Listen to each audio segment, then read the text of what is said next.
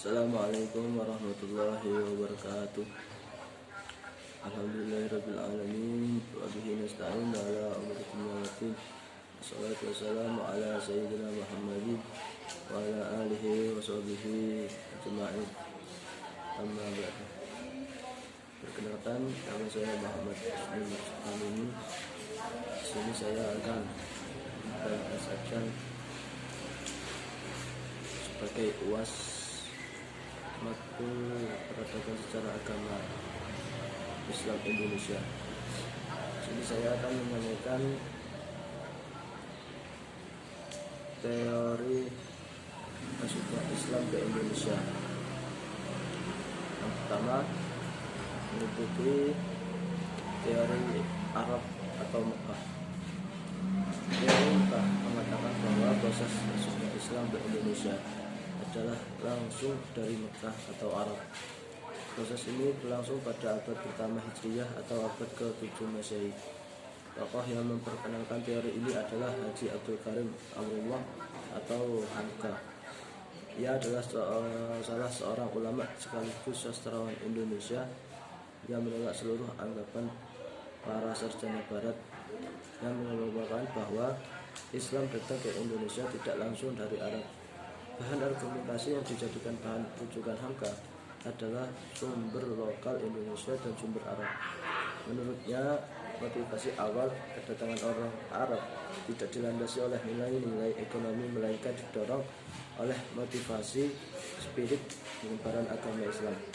Dalam pandangan Hamka, jalur perdagangan antara Indonesia dengan Arab telah berlangsung sejauh sebelum tarikh Masehi. Kemudian teori yang kedua, yaitu teori Gujarat.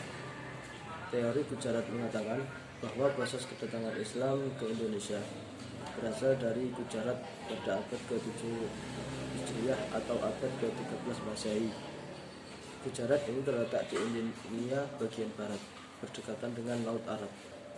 Tokoh yang menyosialisasikan teori ini kebanyakan adalah sarjana dari Belanda.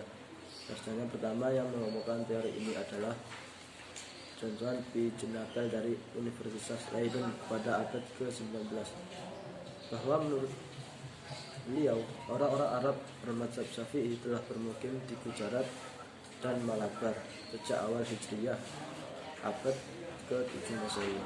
Namun yang menyebarkan Islam ke Indonesia menurut Jenapel bukanlah dari orang Arab langsung, melainkan pedagang Gujarat yang telah memeluk Islam dan berdagang ke dunia timur termasuk Indonesia. Teori yang ketiga ialah teori Persia. Teori Persia mengatakan bahwa proses kedatangan Islam ke Indonesia berasal dari daerah Persia atau Persia. Kini wilayah tersebut dinamakan Iran. Pencetus dari teori ini adalah Husain Jadiningrat, sejarawan asal Banten. Dalam memberikan argumentasinya, Husain lebih menitik beratkan analisisnya pada kesamaan budaya dan tradisi yang berkembang antara masyarakat Parsi dan Indonesia. Tradisi yang berkembang antara masyarakat Parsi dan Indonesia.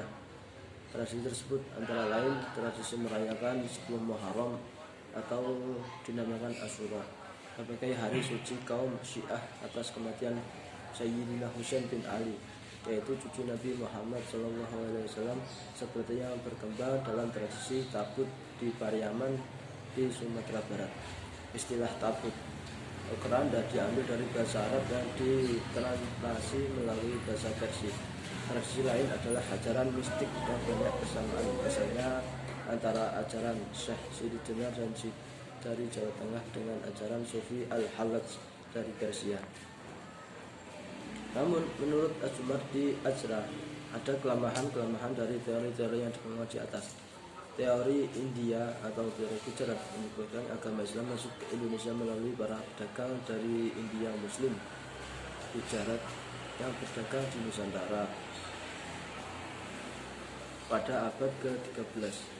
Saudagar dari Gujarat yang datang dari Malaka kemudian menjalin relasi dengan orang-orang di wilayah barat di Indonesia. Setelah itu terbentuklah sebuah kerajaan Islam yang bernama Kerajaan Samudra Pasai.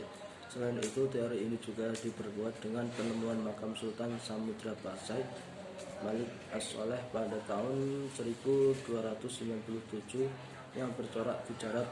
Teori ini ditemukan oleh S. Hurgrad dan Napel. Teori ini dicetuskan oleh Kepler dan dikembangkan oleh Snodgrass dan kawan-kawan.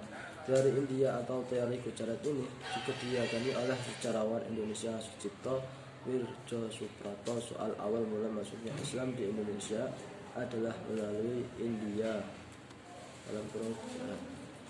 Ya, itulah impresian saya tentang teori masuknya Islam di Indonesia.